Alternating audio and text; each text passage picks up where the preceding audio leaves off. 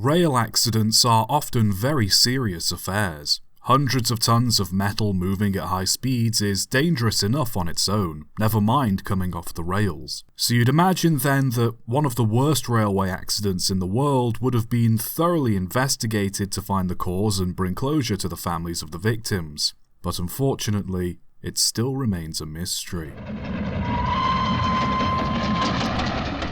It was January 1917. The First World War was ravaging Europe and the conflict showed no sign of slowing down. In Romania, Brigila was under German occupation and the German air service had begun bombing other areas of the country. Naturally, people desperately tried to flee to parts of the country that were safe, but this in turn caused a great deal of trouble for the railways as delays and overcrowding became an issue. On the 11th of January, a train to Iași was being ready to leave Galați. Romania at the time used the old-style date system, so for them it was the 12th of December 1916. The platform was crowded with people from Muntenea, students and soldiers on leave, as well as members of the French military mission and several Russian officers and troops. Known as the Courier, the train had been delayed for a few hours due to the station and the locomotives intended to pull the train having been bombed by German airplanes. In that time, the crowd only grew. More carriages were needed to accommodate the passengers and a second locomotive was required to help pull the train. By the time the train departed, it was 26 carriages long and made up of first, second, third class carriages, sleeper carriages, restaurant cars and missionary carriages, each nearly full to bursting with passengers. It was so crowded that despite the amount of carriages, some people ended up sitting on the roof, clinging onto outside ladders or just standing on the outside balconies. The journey itself was arduous. The train had to stop several times to restock with wood and refill with water, and a snowdrift in Balad forced the train to stop at the station overnight. Only the restaurant cars and sleeping cars were properly heated. The rest either had a small stove or nothing at all.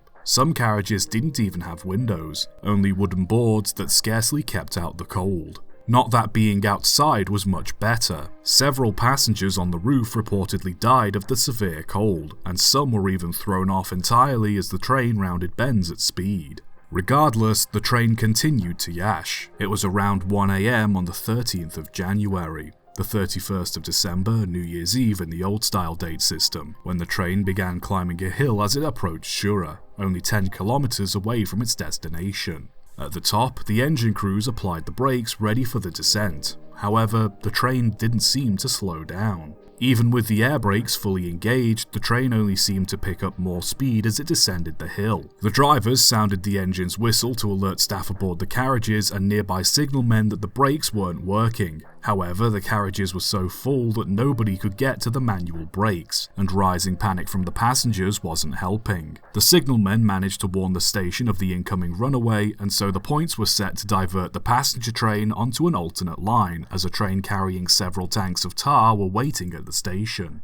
The train flew into the station and met the points. The locomotives in the first carriage managed to follow the tracks, but the speed of the rest of the carriages and the sudden sharp turn caused all but the last two carriages to derail. Passengers inside the carriages were thrown about, pelted by loose objects and piled on top of each other, while the ones stuck outside were either thrown clear or trapped under the wreck. Worse still, it's believed that one of the carriages collided with a nearby fuel tank, and within minutes the smashed up carriages were ablaze. The gas lamps that previously illuminated the carriages now ignited the splintered wood, and the passengers trapped within the wreck were consumed by the fire. Railway workers did what they could to help the injured and those trapped in the wreck, and soon troops from a nearby ammunition depot came to provide aid, along with 2 companies of Romanian soldiers and another 2 companies of Russian soldiers. Despite the additional support, there was little that could be done to save those trapped in the blaze as the fire spread rapidly, and in just 2 hours the wreck had burned completely, leaving almost nothing behind.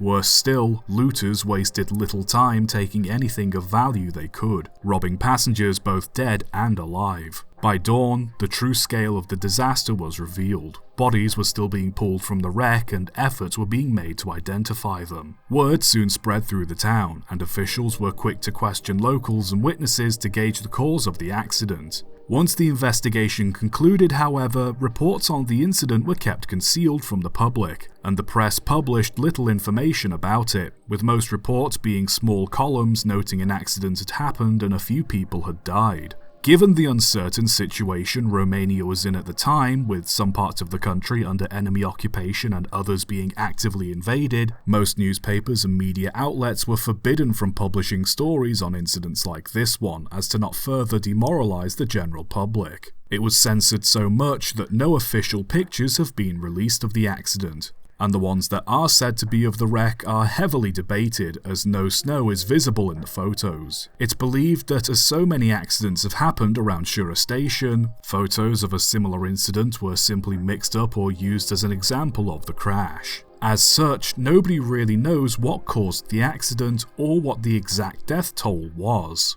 From what little information is available, the cause of the accident is believed to have been an air brake failure in the third carriage, meaning the air brakes in all the carriages behind it weren't working. The brakes had been checked at every stop on the journey to ensure they were functioning, and at no point were any faults found. Because of this, it's believed that a passenger had unintentionally closed a compressed air valve, which, given that people were practically clinging onto any surface they could to stay aboard, isn't entirely out of the question. Whether we'll know for certain is unlikely. Shortly after the crash, the deceased were buried in a mass grave in a field just behind Ciurea station. It's estimated between 800 and 1,000 people lost their lives that night, and at the time of the burial, only 374 of them were identified. For weeks after, attempts were made to identify everyone who'd been aboard, but most of the victims still remain unidentified to this day. Despite being one of the worst rail accidents in all of recorded history, the Ciurea rail disaster still remains somewhat of a mystery to this day, with the true cause and number of victims still unknown. Desperate times will make people do desperate things, but let us hope that no matter what, such an accident like this will never happen again.